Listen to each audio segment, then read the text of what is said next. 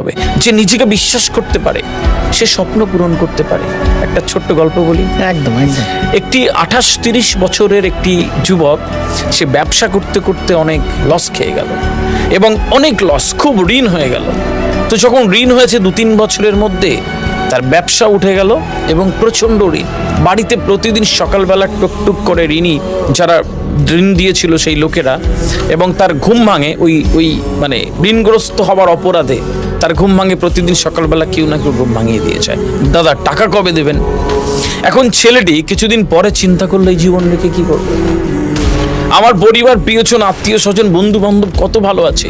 ফেসবুকে ছবি দেখে বন্ধু কাশ্মীরে গেছে, বান্দারবন গেছে, কক্সবাজার ঘুরতে গেছে। ও ভেবছে যে আমার এতদিন আমি রেখে কি করবো, ওর আর ভালো লাগে না। ও ভেবেছে যে এই জীবন রেখে লাভ নেই, এত টাকা দেনা শোধ করা আমার দ্বারা সম্ভব নয়। তো একদিন সিদ্ধান্ত নিল যে আত্মহত্যা করবে। এখন দেখবেন যে আপনি যখন খারাপ চিন্তা করবেন না, দেখবেন শয়তান চলে আসে, আগে আসে না। শয়তান আগে আসে না।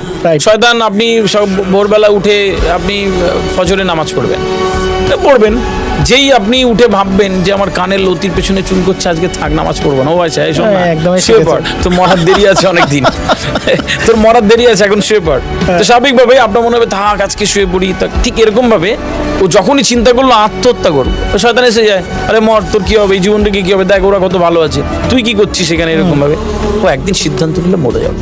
একটা সুন্দর লেটার লিখে, সুইসাইড নোট লিখে ও সকালবেলা বেরিয়ে পড়েছে।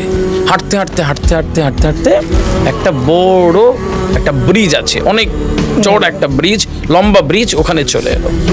আর নদী আছে নিচে, অনেক উঁচু, গভীর খুব। এখন ও ওই রেলিং ধরে হাঁটছে, মাঝখানে গিয়ে ও লাফ মারবে। এখন ও ধরে ধরে যেতে যেতে একদম রেলিংয়ের ঠিক ওই মাঝখানে, নদীর মাঝখানে, ব্রিজের মাঝখানে গিয়ে ও ব্রিজের ওপরে উঠে গেল। তখন ও ভাবছে যে সত্যি জীবন রেখে কি করবো, দরকার নেই, মরে যাই, আমার মরে যাওয়াই ভালো। ও শয়তান বলেছে তুই মর, তুই রেখে কি করবি। আর ও কিছু না চিন্তা করে একটা লাফ দিয়েছে। এখন কয়েক সেকেন্ড পরে ঝুপ করে একটা শব্দ, দূরে একটা লোক, একটা মাঝি তার নৌকাতে জাল টাল ঠিক করছিল মাছ ধরবে বলে, ঝুপ করে শব্দ হচ্ছে, বুঝতে পারে যে আজকেও কিছু একটা হয়েছে, মানে মাঝে মাঝে হয় আর কি। ও তাড়াতাড়ি রেখে নৌকাটা ঘুরিয়ে করে ওই ছেলেটার কাছে চলে এলো।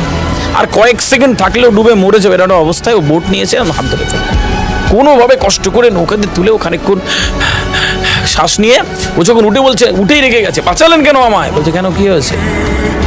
মাঝি ভেবেছে খুশি হবে, বাঁচালেন কেন আমায়? বলছে কেন, কি হয়েছে? বলছে না, এই জীবন আমি রাখবো না, এই জীবনে আমার বাঁচার কোনো মানে। কি হয়েছে বাবা? বলছে কি হয়েছে? বলছে না, এত ঋণ, এত টাকার দরকার আমার, আপনি আমাকে টাকা দেবেন, আমাকে বাঁচালেন কেন, মরে গেলেই তো আমার ভালো হতো বলে ও চিৎকার চেঁচামেচি শুরু করেছে। মাঝি বলছে যে কি টাকা লাগবে? বলছে হ্যাঁ টাকা লাগবে। বলছে যাবে? বলে কোথায়? খাজানা আছে, খাজানা। বলছে হ্যাঁ, ওই জন্য তো মরতে এসেছি, যাবো না মানে। মাঝি ভুলে গেছে মাছ ধরা, নৌকাটা ঘাটে লাগিয়ে নিয়ে চলে গেল। বেশ কয়েকটা বাড়ি টপকে এদিক ওদিক, একটা গাড়িতে উঠে এদিক ওদিক একটা জায়গায় নামলো। নেমে ঘরের ভেতর দিয়ে যাচ্ছে, একটা ঘর পেরে একটা ঘর পেরে একটা ঘরে পৌঁছে গেল। দেখলো যারা সাদা খুব সুন্দর থান পরা একটা শেঠজি, এরকম গোপ্ট বাছে এরকম